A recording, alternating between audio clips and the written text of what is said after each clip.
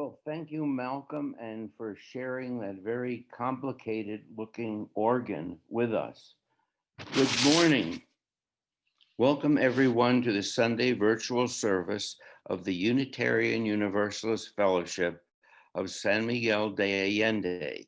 We are delighted that you have chosen to spend your Sunday morning with us. I am Bill Dalsimer, a member of the Sunday Service Committee, and I will be your service leader today. If this is your first visit, we look forward to getting to know you and look forward to seeing you at future services. Regardless of your religious tradition or lack of one, your race, your culture, your gender identity, your sexual orientation, you are all welcome here. We invite you to bring your questioning mind and your expansive heart to share in fellowship, reflection, and great music. And now to Bonnie.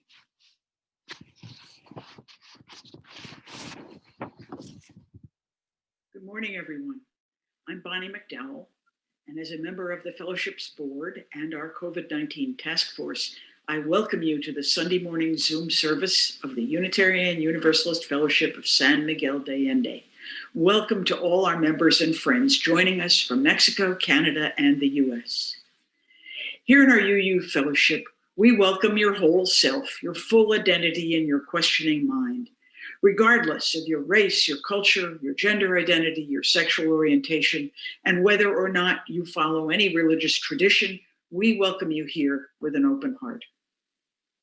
Announcements of fellowship activities and membership information are in today's order of service and in our weekly newsletter, which also has interesting articles about our busy fellowship. And the quick and easy way to find any of these things is on our newly updated website, uufsma.org. Just about anything you might need is there. The Zoom link, the order of service, the newsletter, the donation information, a link to our YouTube channel with previous Sunday services. They're all there. Check the website first if you're looking for something. Right after the service, please join us in small discussion groups, which are great places to reflect on this service with old and new friends. Just stay connected after the music ends, and you'll be randomly assigned to a room. If only one or two people show up in your room, sit tight for a minute and you'll be moved to a larger group. At the end of the service, we'll post a question to kick off your discussion. And now, a few thoughts from the COVID-19 Task Force, a group of health professionals and care team members with expertise we hope will be helpful during this pandemic. People have been asking us, what will I need to do differently if I get COVID compared to what I would normally do for the flu? Well, given how infectious COVID is, the first thing you should do is isolate yourself. That means staying home and away from everyone, no exceptions. This can actually be quite hard, especially if you live with other people. We urge you to have a conversation now about how one of you would live completely separately from the others for 10 days or more. Sharing a bathroom can be really risky. It needs a real plan and cleaning supplies. And what if there's only one television in the house? It might be good to make a decision now about who gets it. And everyone will need a good old-fashioned emergency preparedness kit with all the things you love to eat when you're sick and all the medicines you usually take. Stock up on frozen meals. Andrea and I keep a cardboard box in the corner of the bedroom. We know exactly where we'll find the thermometer, the Tylenol, the cough medicine, the cans of soup, and the bottles of electrolyte drink that we've stashed. But even if you're super prepared, you'll probably need still more things while you're sick, which means you'll need a couple of friends who live close by who have agreed to be on call for you. These are the friends who will drop things off at your door, lend you the pulse oximeter, walk your dog, take your garbage to the truck, and pay your housekeeper to stay home. And please don't feel shy about asking. Some people will need to say no, but some people will be happy to help. And there are many ways neighbors can help each other without taking any risks. And if your friends don't live nearby or you feel uncomfortable relying on friendships this way, now is the time to start using a personal shopper or messenger. Let them get to know you a little bit. That way, you'll have them on speed dial when you really need them to fill your prescriptions or bring you fresh fruit or ice cream. These are just a few ways that thinking ahead will serve you well. We're all doing our best to stay safe these days, but since the virus is making such serious inroads, we're urging everyone to be prepared. One additional suggestion about staying safe from COVID: ask yourself what you might do to boost your personal protection plan right now. Maybe get yourself some better masks.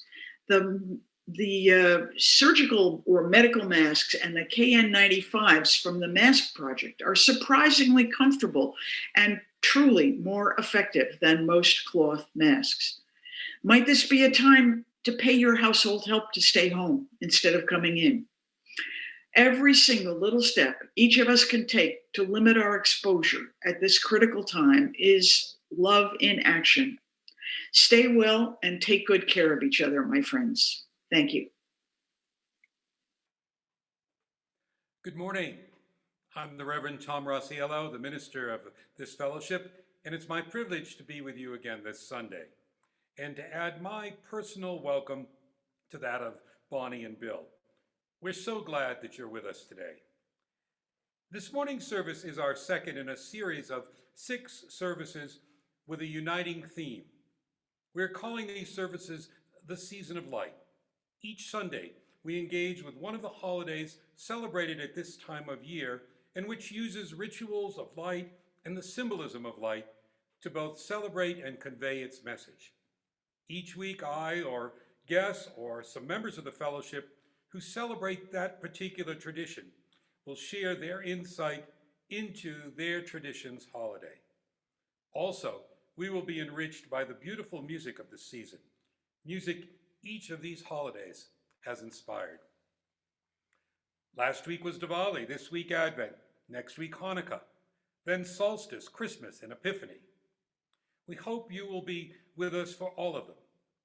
There's so much that all of us can draw from the different and varied traditions, and at the same time embrace the threads of the universal teachings that run through and connect so many of these holidays to each other and to our Unitarian Universalist traditions, principles, and practices. We are drawn in by the practices of the season, and there is no religious practice more common and more ancient than the lighting of candles, lamps, fires, no religious metaphor more universal and more frequently used than that of the light. Light coming to pierce the darkness, light representing hope and expectation, light that continues to burn even when the oil is low, light that celebrates justice and freedom, light helping us to see more clearly, light guiding us on our journey, light marking times of celebration with joy. Be it a candle or oil lamp, a Yule log or a bonfire, a star in the sky or the sun itself beginning its return journey, this symbolism of light is central to the celebration of all the holidays at this time of year. And as we do each week, we begin our service with the common religious practice of lighting a flame to create our sacred time and place. We recognize that it was with a spark of the divine in each of us that we light this common flame. The flaming chalice represents our Unitarian Universalist tradition, a tradition that welcomes and includes the light from so many traditions. After Malcolm lights our chalice, I invite you to join in reciting the Season of Light chalice lighting words, which will then appear on your screen.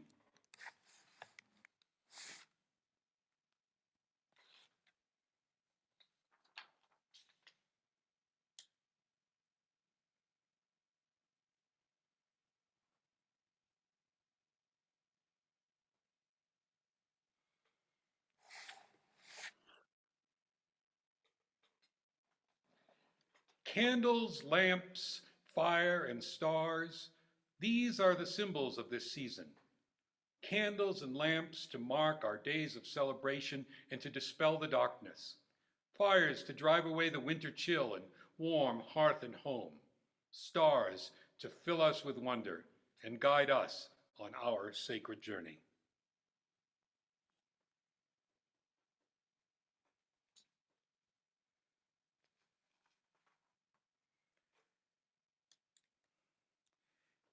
In ancient times, candles were mounted on wagon wheels that were decorated with evergreens. They were lit during the dark weeks leading up to the winter solstice, when the return of the light would be celebrated. Christians adopted a similar tradition of lighting candles during the 4 weeks leading up to Christmas, celebrating the light that Jesus brought into the world. Each of these candles stands for one of the messages of Advent. There were usually 3 purple candles and 1 pink. 1 candle is lit each week until all 4 are lit. As this is the second Sunday of the 4 Sundays of Advent, we'd usually light only 2 of the purple candles. But as we are only observing this tradition on this one Sunday, we're going to go ahead and light all 4. Malcolm will light the candles of our Advent wreath as I name them.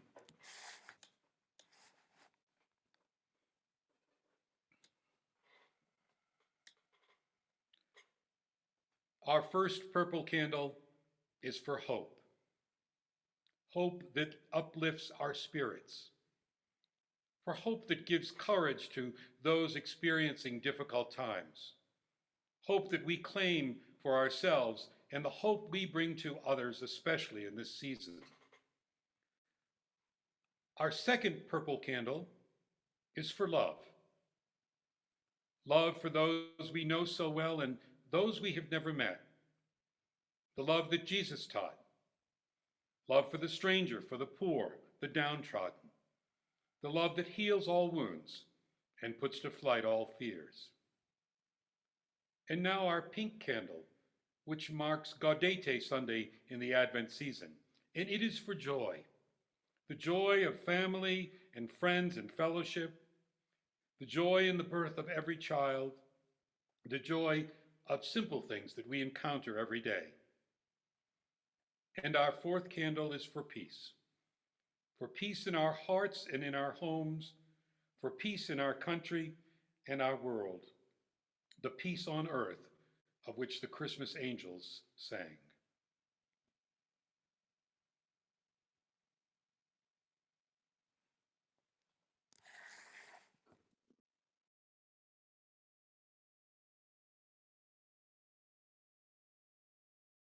We light a candle for hope and a world that's longing for hope.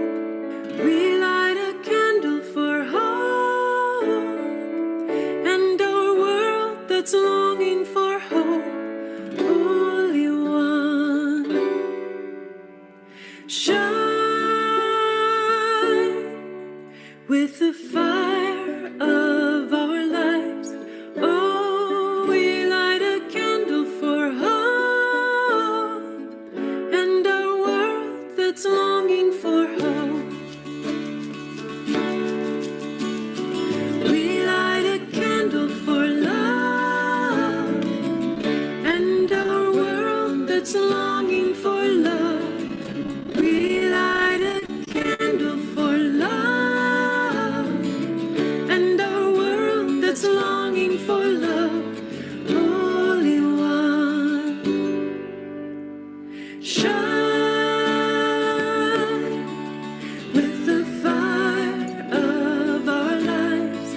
Oh, we light a candle for love and a world that's longing for love. We light a candle for joy and a world that's longing for joy. We light a candle for joy and a world that's longing for joy. Holy One, shine with the fire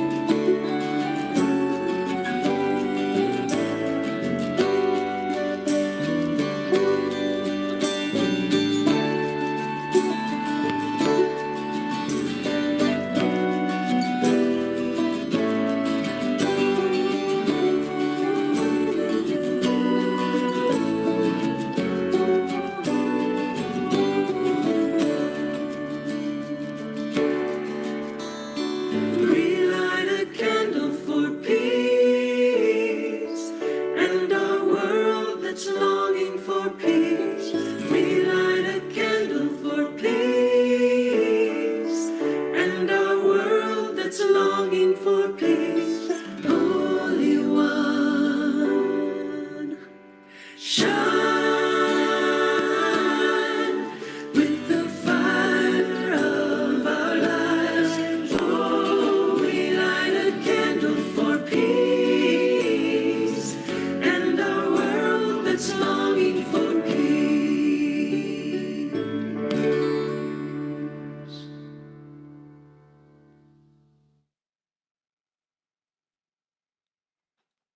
In sharing the holidays celebrated by different traditions at this time of year, my hope is twofold. The first is for us to gain a better understanding of that holiday within the context of its tradition. In other words, to understand and respect what it means to the devotees of that particular tradition. The second is to glean from these holidays the universal messages that speak to all of us and can enrich our spiritual well-being regardless of our tradition or theological beliefs. Today we focus on the Christian season of Advent. Like the Hanukkah story that we will explore next week, the Advent story is one of expectation and hope.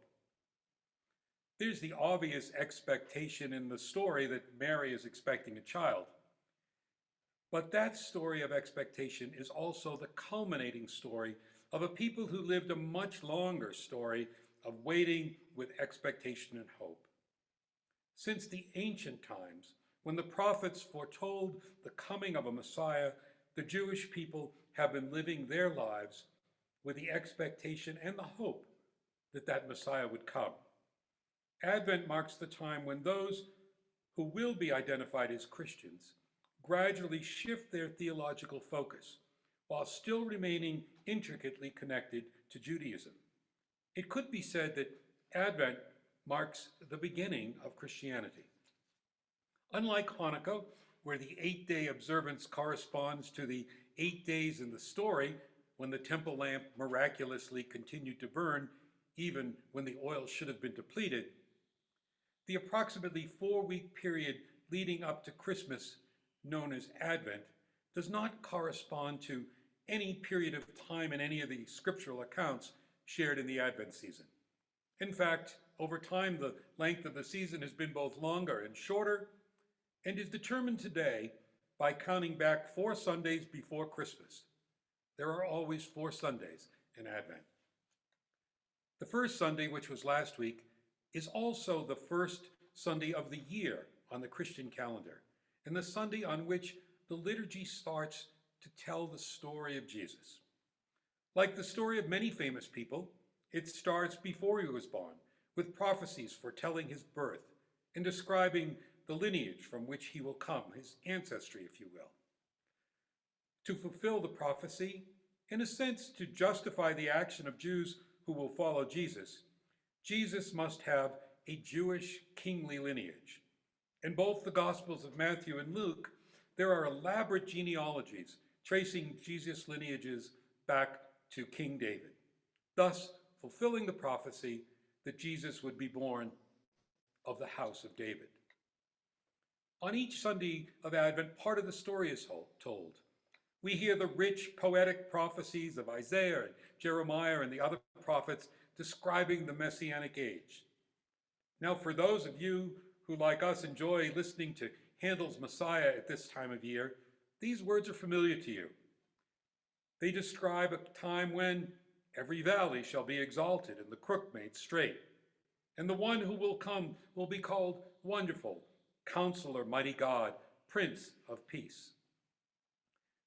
The Advent story moves from the ancient prophecy to a time just before Jesus. And one of the focuses of that time is on sort of a wild man named of John the Baptist, who proclaims that he's not the one, but the one who is coming right after him is the real thing, the Messiah. And he warns people to be ready and prepare the way. Then the story moves to a very human side, the actual waiting with expectation for the birth of a child. The story of Mary, pregnant with child without the benefit of marriage, a very dangerous position in those times. A woman facing the challenges of poverty and rejection and hardship. Also, the story of her cousin Elizabeth, also about to give birth to a child, but at an age well beyond the safe age of childbearing. These Advent stories are one of very human waiting, waiting for the birth of a child with expectation and hope, even in spite of risk, difficulties, oppression, and struggle. Advent is the countdown to Christmas. Yes, there's a spiritual excitement about what's to come, perhaps similar to that of a child who's waiting for Santa Claus to bring his or her gifts. But much more, there is a sense of spiritual calm in this season, with a focus on the virtue and the importance of waiting, of using time before well, of not rushing, if you will, to unwrap the gift, but savoring what is to come. It's a time of being ready, of being open, and inviting the Jesus who once came in person to come in spirit to dwell within each person. The waiting of Advent is an essential practice, not just to observe what the founding stories of this branch of Judaism that becomes known as Christianity state, but the observance of this season is also about waiting for what is to still come. Now, for some Christians, what they're waiting for is a literal second coming of Christ. But for most, I think, the waiting is an important spiritual practice to keep them in their spiritual lives going now. This season is a time of waiting with hope and expectation for the Spirit, the teachings, the examples of the one who was said to have come 2,000 years ago, to come now and dwell in them as hope, as love, as truth, and as peace. Advent captures the message that for all of us, there's more good to come, more virtue to embrace, more love to share. And we find it not in hectic holiday rushing around, not in all the doing of our life, but in the simple practice of a certain kind of active waiting, profoundly open and inviting to what is to come. And now to Malcolm to lead us in exploring this message in music. Advent is rich with beautiful music, and surely the most well-known hymn of this season is O Come, Emmanuel, or in Latin, as it was sung for centuries, Veni Emmanuel. This beautiful hymn has been sung at this time of year for more than 1,200 years, and it has its origins in the monastic life of the 8th and 9th centuries. Please join me now in singing hymn number 225, O come, Emmanuel.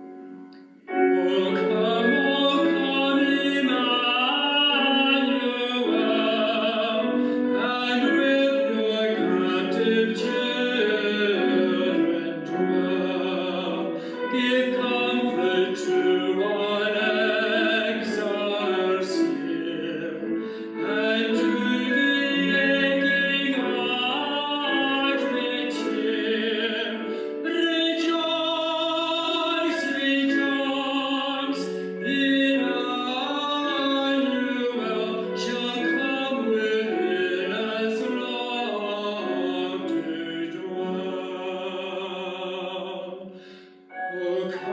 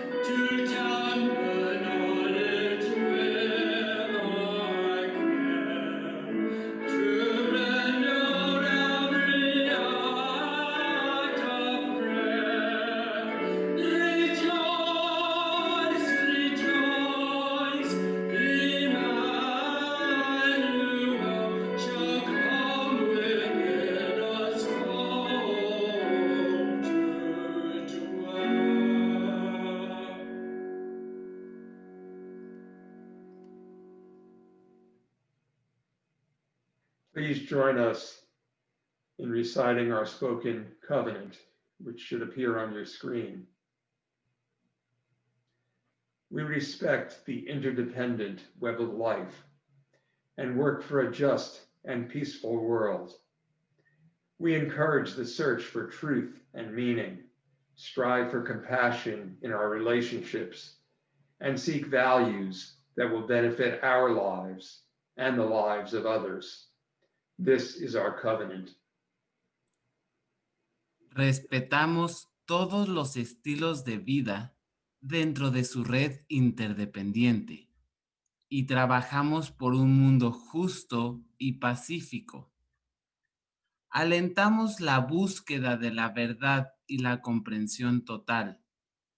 Nos esforzamos por mantener compasión en nuestras relaciones y buscamos valores que beneficien nuestras vidas y las vidas de los demás. Este es nuestro convenio.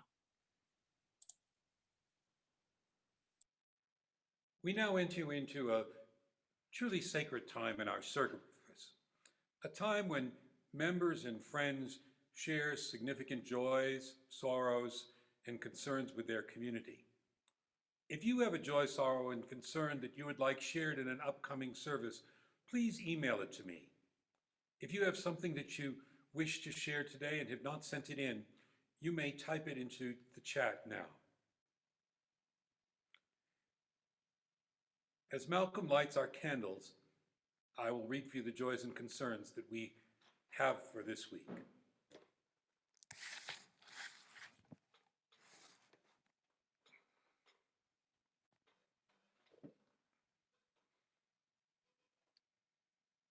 Our first is a sorrow, a concern, and a joy. This week we mark the 32nd anniversary of World AIDS Day. As we find ourselves in the midst of a different pandemic, we light this candle to remember all those lost to AIDS and those who are still ill and dying with this disease.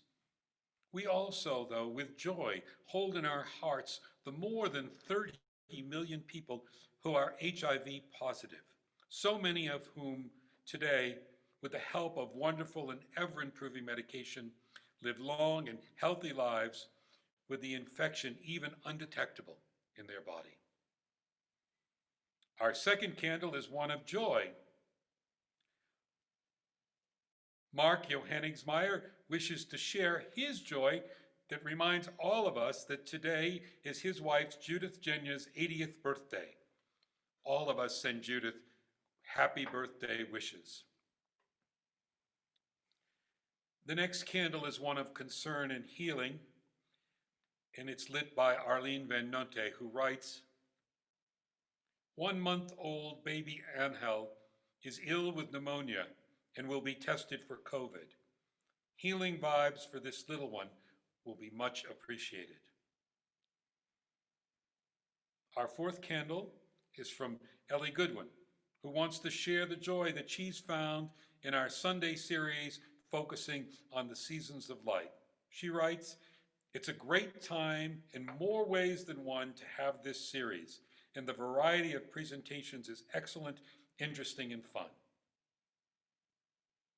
Again this week, we light a candle of sorrow for the increasing number of lives lost to COVID, of concern for the rising number of infections and hospitalizations, and of hope for the release and the quick distribution of the vaccine.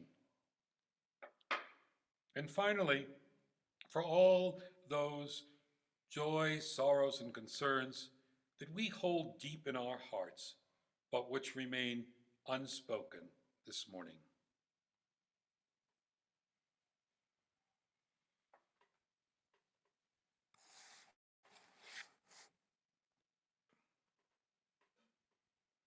In the words of the late Unitarian minister Harry Schofield, meditation is the practice of pausing long enough to let things happen inside you and come to you. It is a journey we travel inward. It involves both letting go of those things that are cluttering our minds and holding on to those thoughts and individual whose joys, concerns, or sorrows we share. I invite you to bring them into your mind now. Those who we referenced in our service today, those who you hold in your heart on this day.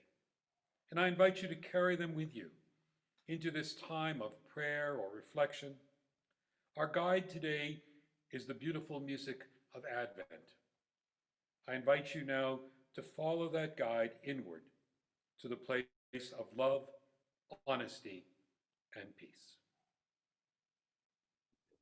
Our fellowship has a long and committed history of working for social justice. We are known throughout the UU world for our charitable involvement. We are the mouse that roared.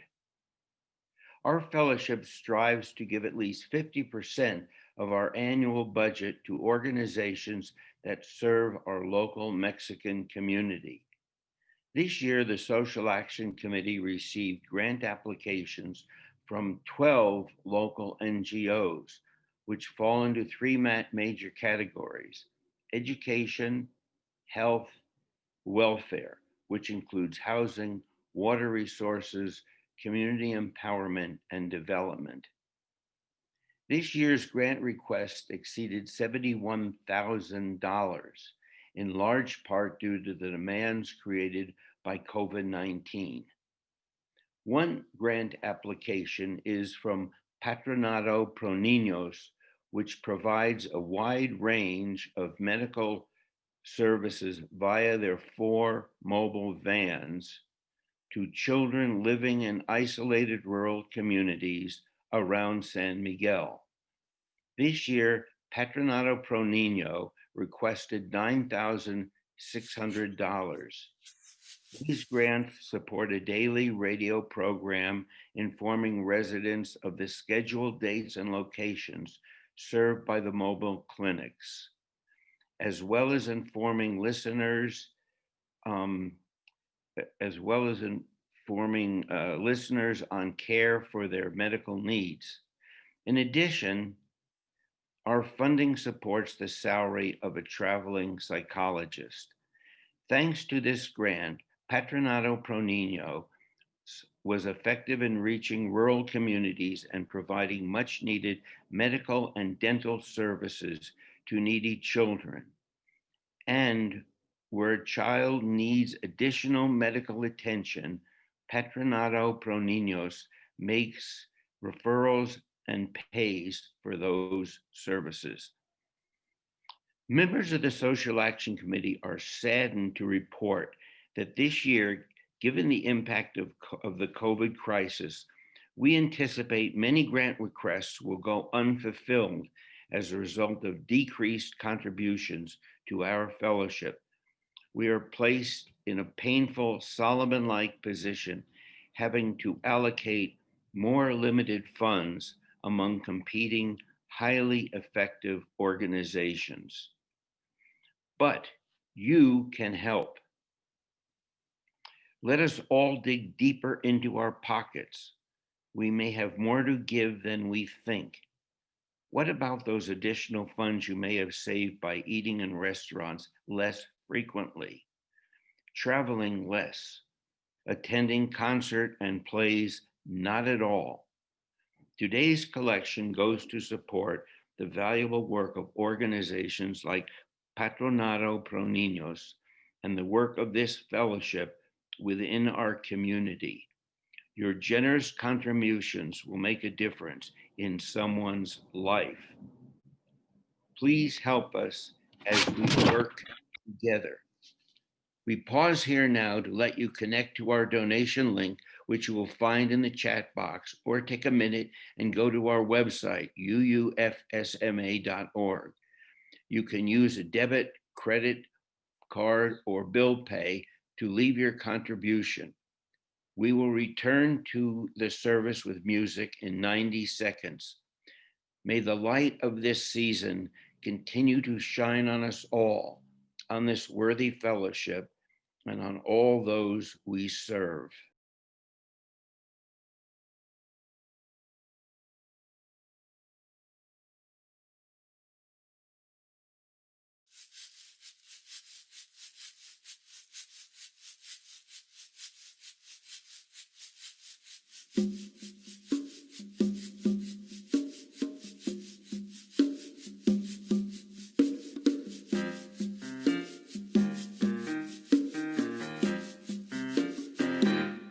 Keep your lamps trimmed and burning. Keep your lamps trimmed and burning. Keep your lamps trimmed and burning. The time is drawing nigh. Keep your lamps trimmed and burning. Keep your lamps trimmed and burning. Keep your lamps trimmed and burning. The time is drawing nigh. Drawing nigh, drawing nigh, drawing nigh. Children, don't get weary. Children, don't get weary. Children, don't get weary. Work is done. Children, don't get weary. Don't get weary. Children, don't get weary till the work is done.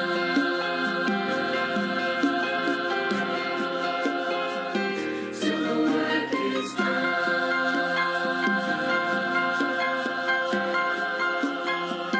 Till the work is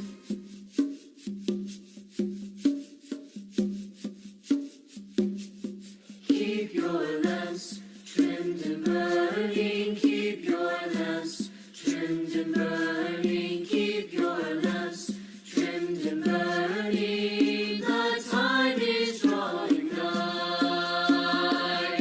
Keep your lamps, keep your lamps, keep your lamps, keep your lamps trimmed and burning. Keep your lamps trimmed and burning for the time, the time is drawing nigh.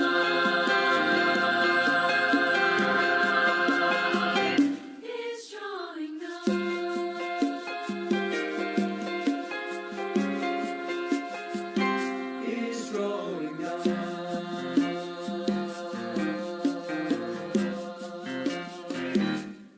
For the time is drawing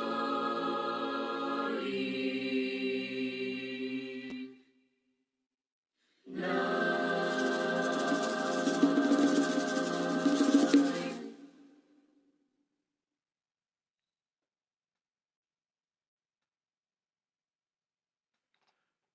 Waiting is not something that comes easily for me. Probably not for most of us. On the mundane level, if you're like me, you often find yourself in a situation where you're forced to wait. You know, there's a mistake on your credit card, or the television is all snow because the cable's gone off, and you need to call and straighten things out. When we make these calls, we're probably already in less than the greatest mood. I'm usually thinking, I don't have time for this nonsense. Then on the other end of the phone, a machine answers, telling us how important our call is, and that calls will be answered in the order they are received. Perhaps I momentarily take some solace in the fairness of the system. Then the usually awful music is interrupted by a mechanical voice announcing the estimated waiting time. 45 minutes? You have to be kidding. Well, in truth, whatever the number is of minutes, it's too long. It always seems like an eternity to me. And at this point, I am almost as annoyed with the wait as I am with the problem that prompted my call. I'm a doer. I like getting things done for myself and doing things for others. And waiting seems like just a waste of time. Waiting associated with the ordinary events of life is difficult enough. But in those times when we're anxious, those times when we may be dreading something, waiting can be near unbearable. This week, we observed the 32nd anniversary of World AIDS Day. It brought me back to another story of waiting in my life. Even though it was many years ago, I clearly recall going to the doctor when I had some symptoms that could be associated with AIDS. I had my blood drawn and then left to await the results. It was agonizing. For days, I didn't know who I was. Was I a sick and dying person with a horrible disease, or was I basically a healthy person with some silly minor medical problem? I couldn't sleep. I began to sweat at night, and of course, I then worried this was another symptom of that dread disease. I got up the morning, the results were to be ready, and I called my doctor. The nurse said the results would not be available until later in the day. And although I tried to go about my life as usual, I couldn't function at all that day. I knew I was supposed to go in to receive the results in person. They won't give you the bad news over the phone. But nonetheless, I called back anyway. The nurse took pity on me and simply quietly said, "It's negative." Of course, there was a great sense of relief on my part. But that period of waiting were some of the worst days of my life. So I have to say that I approached this season of Advent, which is all about the spiritual benefits of waiting, a season that I grew up celebrating with an Advent calendar on my wall and a wreath with candles on our dinner table. I approach it with some trepidation. I know many of you have had experiences similar to mine. We've all had the experience of the frustration of waiting when trying to get some simple, mundane thing accomplished. And I'm afraid that most of us have the experience of the serious, stress-filled waiting for medical test results for ourselves or for loved ones, or waiting for news about a friend or a family member that's perhaps been in an accident or found themselves in a dangerous situation. Waiting in those times when we're afraid to learn something about ourselves or others, when we're anxious about what the future may hold, isn't very stressful. And surely this kind of waiting also does not feel like the basis of any spiritual practice.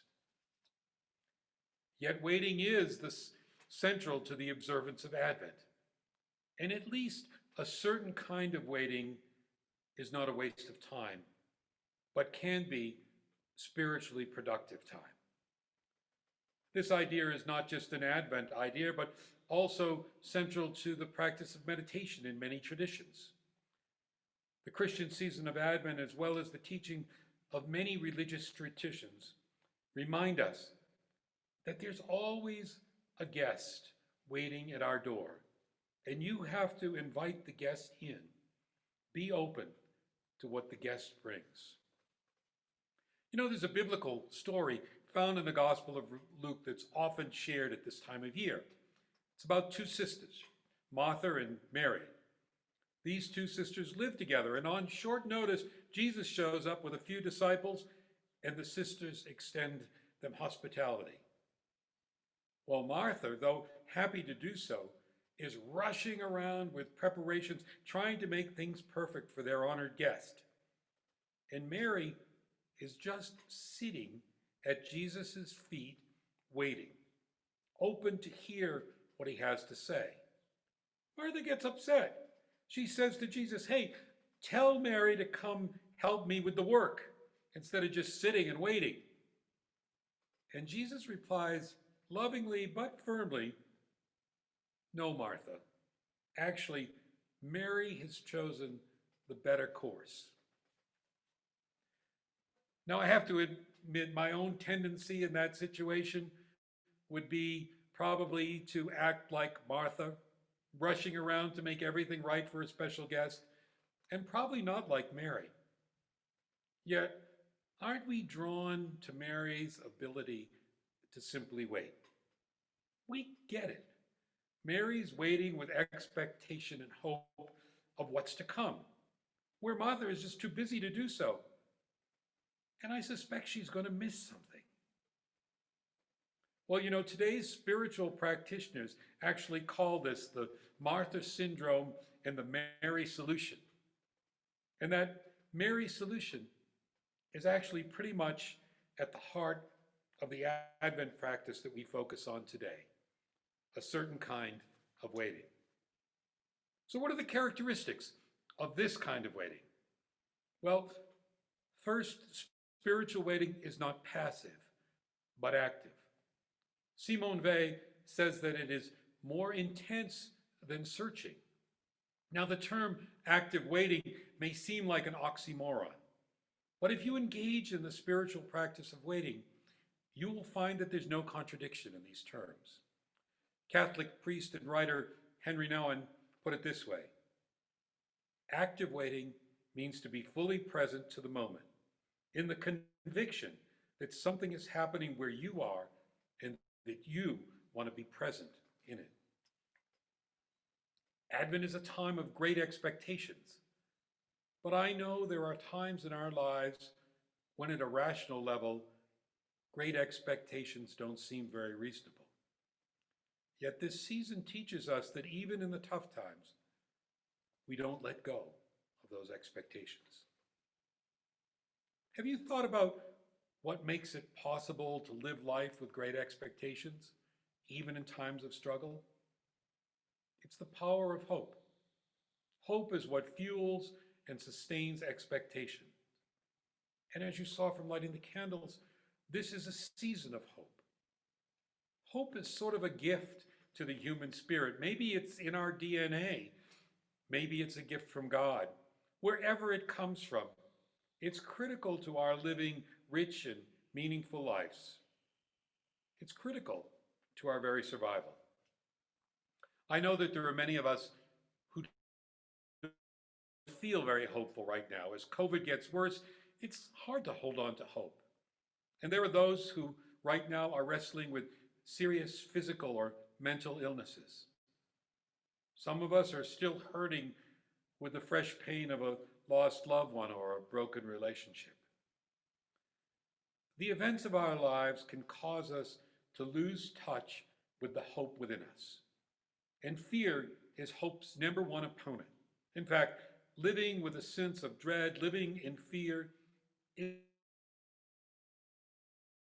whether the fear is fear of illness or death or failure, whatever the fear, it can rob us of hope and make living with expectation impossible. You know, to paraphrase a rather famous Emily Dickinson poem that I suspect many of you know, Advent reminds us that even through the worst gale, even when fatalism has its grip on us, and we think there is no hope, there is still a spark of hope in our hearts. We don't have to earn it. It asks nothing of us. But it is hope that allows us to lead a life of great expectations. Hope gives us the power to dream a better future than the present and the energy to live with expectation of good that is yet to come.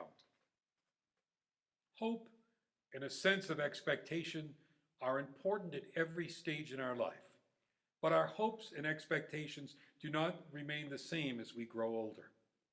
Certainly, the hopes we had for our lives when we were 18 are not the same hopes we have at 80.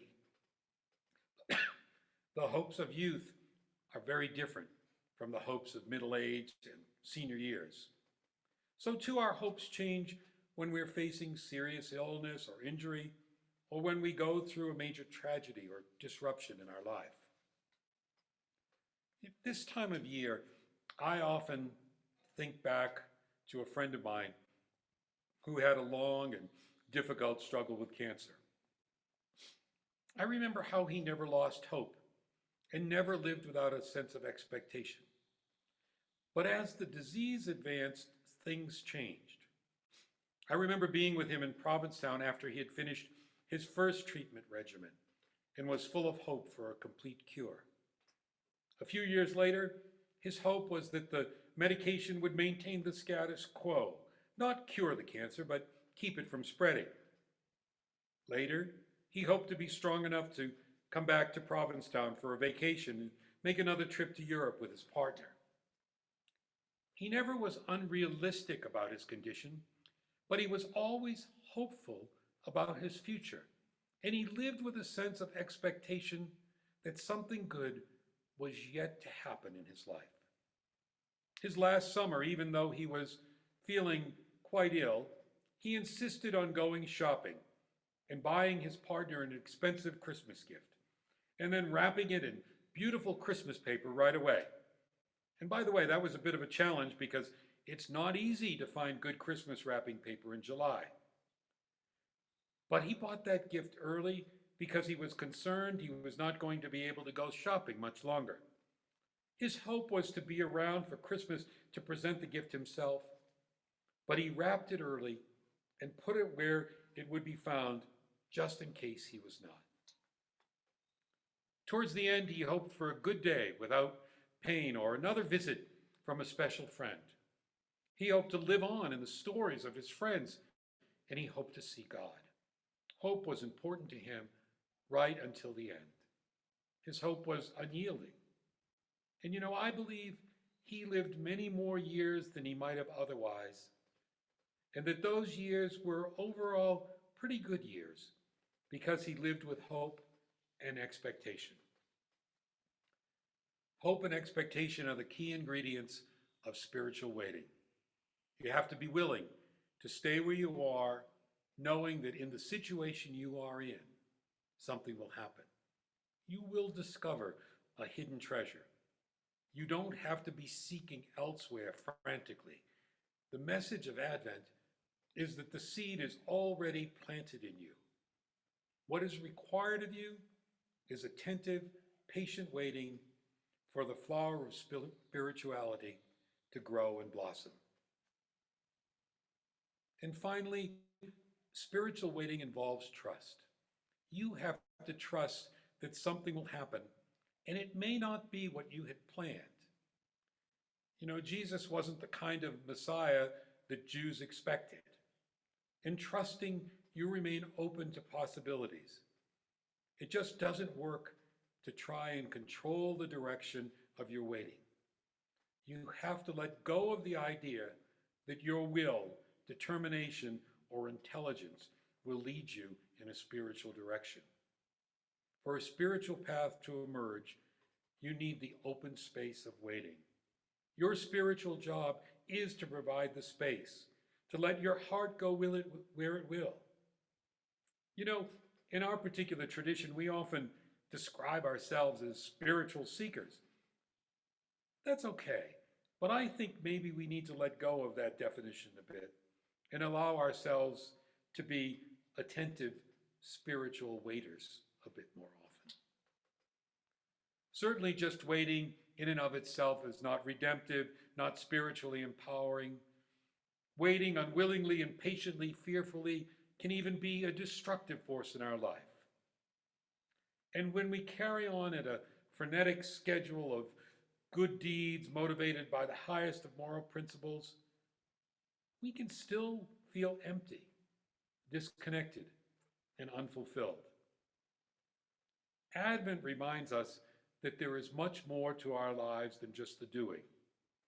The quiet, the stillness, the waiting, and particularly how we wait, is critical to the quality of our spiritual life. Advent tells us that the most precious gifts are more likely to be found by waiting for them rather than by searching for them. It's only in the quiet of waiting that we can hear the still small voice within us.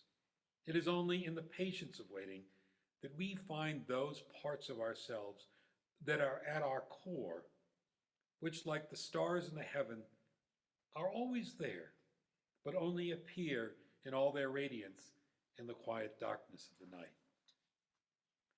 Perhaps this year with COVID, which is keeping us away from the hectic party or shopping schedules we might be used to, perhaps we find ourselves more open to the spiritual message of this season. With our eyes on the horizon of a vaccine, of a time when social gatherings will be possible again. Perhaps the discipline of waiting with hope and expectation is exactly what we need. There is something coming. We're excited about that. The time is near, we hope, for a vaccine and for a renewal of normal life. We're keeping our candles trimmed and burning, as those young singers reminded us, with readiness in our hearts for a better time. Like our lives right now, that Advent story does, though, have its share of disappointments and struggles and longing for better times. Yet the message is, be ready, be watchful for what's on the horizon. Something good is coming. This is our time of waiting with hope and expectation. The love of Christmas, the message of the angels to let go of fear and be open to possibility, comes not to those who spend all their time doing, but to those who spend some of the time of this season patiently, actively, trustingly in the spiritual practice of waiting. The quality of this season, and perhaps the quality of our lives year-round, depend upon this. As Simone Weil so beautifully expressed it, waiting patiently in expectation is the very foundation of a spiritual life. As you look forward in anticipation to the joy of whatever holiday you celebrate this season, as you look forward to a vaccine and moving beyond a time of confinement, we realize that this time of slowing down, of waiting, is spiritually important. And we recognize the power in this time before the great event. As Frederick Buechner put it, the extraordinary thing that is about to happen is matched only by the extraordinary moment just before it happens. Advent is the name of that moment. And now let us sing together of the hope and expectation of Advent, hymn 226, People Look East.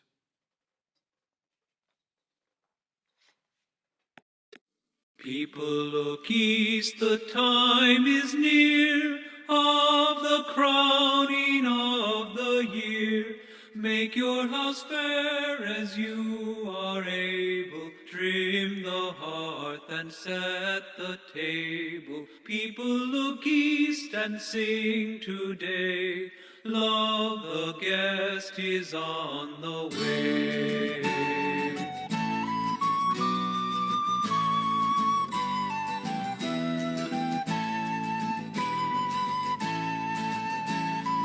Furrows be clad, though earth is bare, one more seed is planted there. Give up your strength, the seed to nourish, that in time the flower may flourish. People look east and sing today, love the rose is on the way.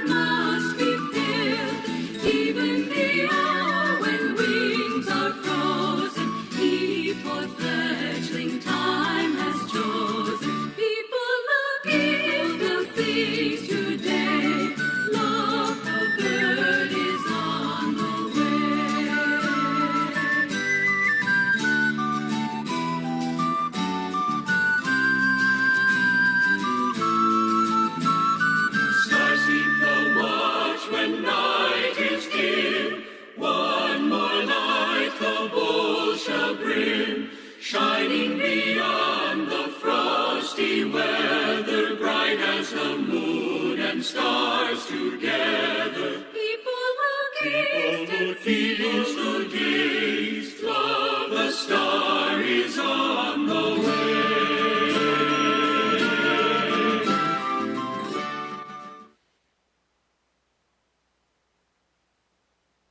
Thank you for being with us this morning. We hope you'll join us again next week for an exploration and celebration of Hanukkah as we continue our journey through this rich season of light. As we do each week, we will have our virtual coffee hour following this service, and there will be an opportunity to join a breakout room. It's a great opportunity to greet old friends and make new ones, and to share your thoughts about today's service. If you're new to the fellowship, or perhaps you just started coming since we've been doing Zoom services, or maybe you've been coming a bit longer than that, but really not had a chance to meet many people. Again, this week, I would like to invite you to meet with me and a couple of other folks from our fellowship so we can get to know each other a bit. So to be part of that gathering of newcomers, please don't select join a breakout room, just hold tight and you'll stay in the main room with me. We now extinguish our chalice flame, but not the true light of our chalice, not the light of Advent. Those we carry with us as guides to help us both go deeper within and at the same time reach out to our communities and the world with the light of our faith to shine on a world so much in need of its message.